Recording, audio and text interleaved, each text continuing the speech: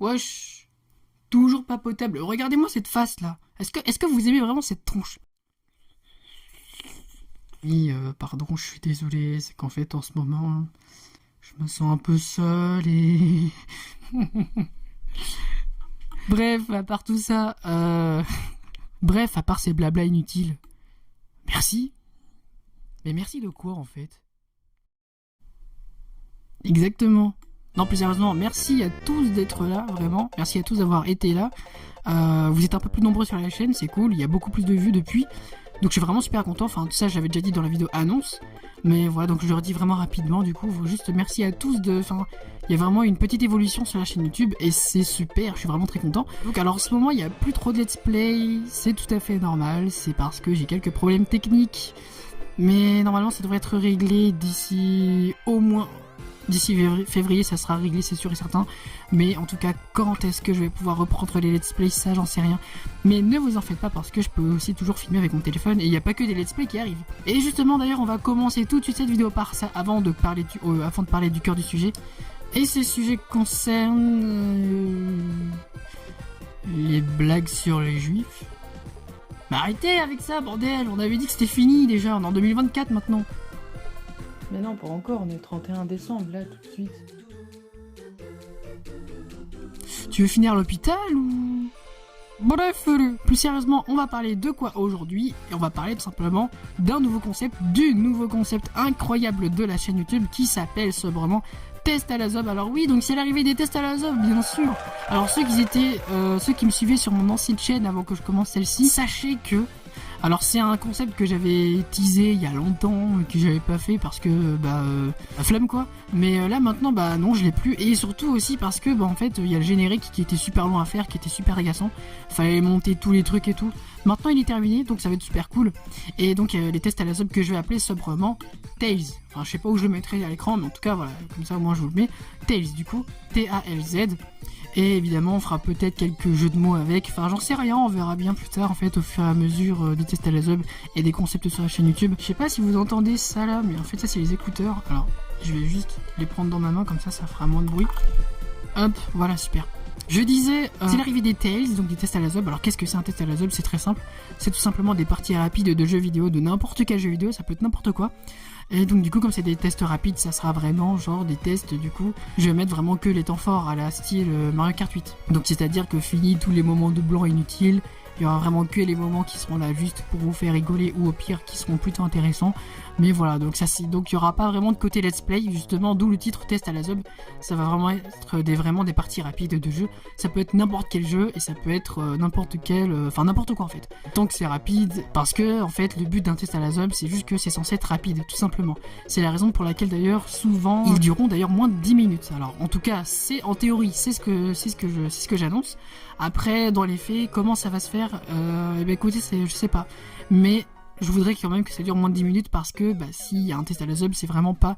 je l'aurais dit, mais c'est pas un let's play, voilà, donc c'est pas censé durer 30 minutes ou 20 minutes, c'est vraiment rapide, moins de 10 minutes, et enfin 10 minutes, donc moi je me suis fixé moins de 10 minutes, comme ça sera rapide, ça sera plus instantané, etc., enfin bref. Je suis désolé pour ma voix qui est un peu...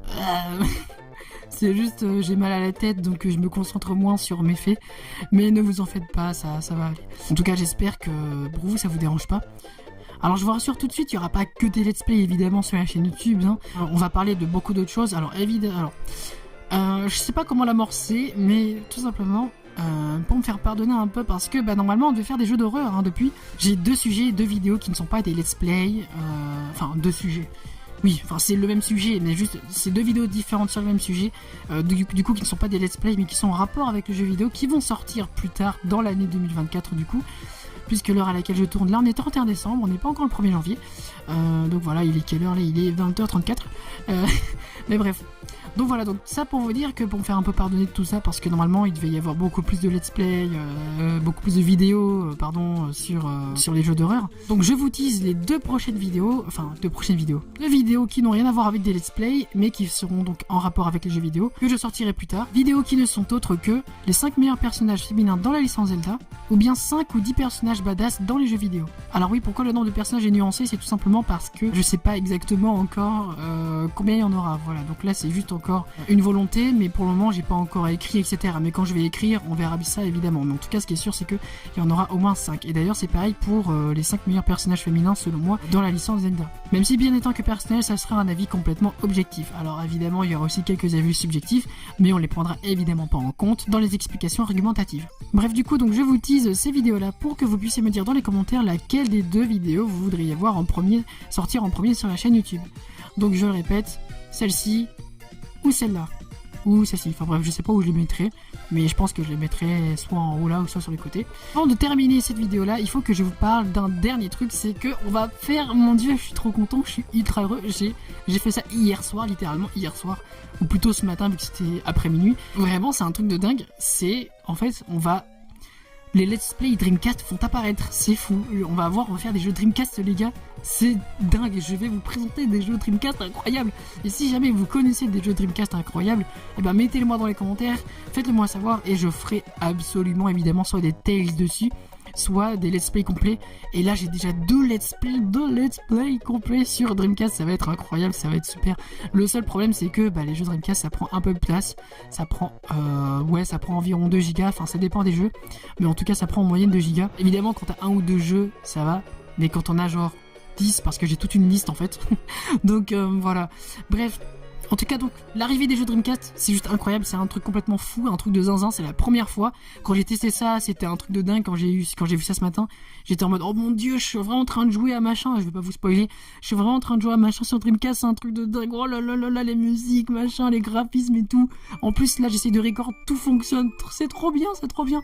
Bref, en tout cas, on verra ça plus tard, du coup. Et vraiment, je suis trop hype, je suis beaucoup plus hype que vous, parce que je suppose que beaucoup d'entre vous ne connaissent pas la Dreamcast. C'est la Dreamcast, c'est ma console préférée, je le dis, oui, je le dis comme ça plus tard, dans 10 ans, quand je serai encore sur YouTube, eh ben, il y aura vraiment que les vieux de la vieille qui auront cette référence. Bref.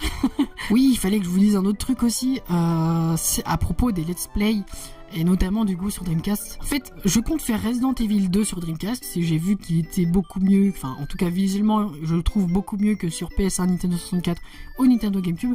Mais par contre, en revanche, c'est sur le Resident Evil Code Veronica, voilà. J'hésite vraiment à faire la version GameCube ou Dreamcast. Alors donc les deux sont quasiment identiques. C'est juste que la version GameCube, étant donné qu'elle est plus performante et plus puissante que la Dreamcast, et ben donc on a juste des couleurs qui sont plus vives, donc qui sont meilleures. À certains moments, vraiment, c'est pas... Voilà, enfin juste les couleurs sont un peu différentes, mais vraiment un peu différentes. Faut vraiment avoir de bons yeux pour voir la différence. Donc les couleurs sont différentes, enfin sont plus poussées, sont meilleures sur GameCube. Et la réalisation 3D est meilleure sur GameCube aussi. Donc il suffit de voir les designs des personnages. Quand on regarde une version GameCube et Dreamcast en même temps, on voit très clairement que la version GameCube explose largement la Dreamcast. Mais ça veut pas dire que sur Dreamcast c'est moche non plus. Au contraire, c'est très bien. On a ce côté un peu justement pas trop 3D, enfin ce côté un peu rétro, voilà, donc c'est super.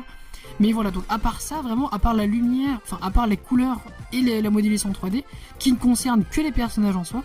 Alors certes, c'est plus net aussi sur GameCube, mais sinon à part ça, il n'y a rien qui change. Les textures, tout est pareil, même les petites taches sur les textures, et ben on va retrouver la même sur la version GameCube.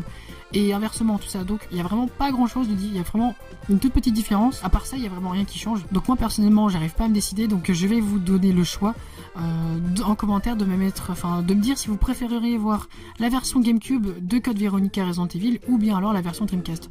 Sachant que la version Dreamcast sera pour moi bien plus facile à record, étant donné que l'émulateur ne demande pas forcément beaucoup de puissance comparé à la Nintendo GameCube. Voilà, donc Dolphin, il faut vraiment genre une puissance monstrueuse sur smartphone ou sur PC, alors que l'émulateur Dreamcast, vraiment avec 3 Go de RAM, on peut vraiment le faire fonctionner tranquillement. Voilà, donc ça sera tout pour moi pour aujourd'hui, donc vraiment n'hésitez pas à me dire, j'espère que j'ai rien oublié du tout. Normalement j'ai rien oublié, donc j'espère vraiment que ces nouvelles annonces là, donc pour l'année 2024, vous plaisent.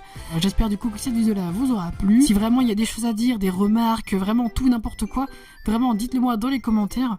Ça me fera, enfin voilà, comme ça au moins je vous répondrai puis je verrai évidemment ce que je pourrais faire. Je redis 2 choses pour terminer du coup. La première évidemment c'est encore une fois un grand merci, un immense merci à tous ceux qui me suivent, tous ceux qui partagent, tous ceux qui regardent, tous ceux qui likent, tous ceux qui commentent sur mes vidéos et sous mes vidéos. Et bonne année à tous les mélos, c'était Mélie et on se retrouve donc l'année prochaine pour de nouvelles aventures. Salut!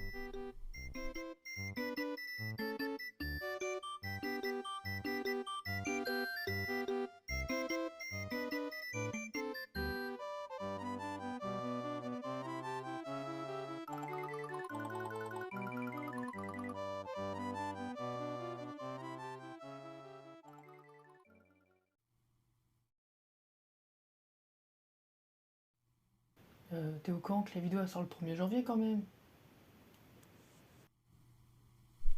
T'en veux une?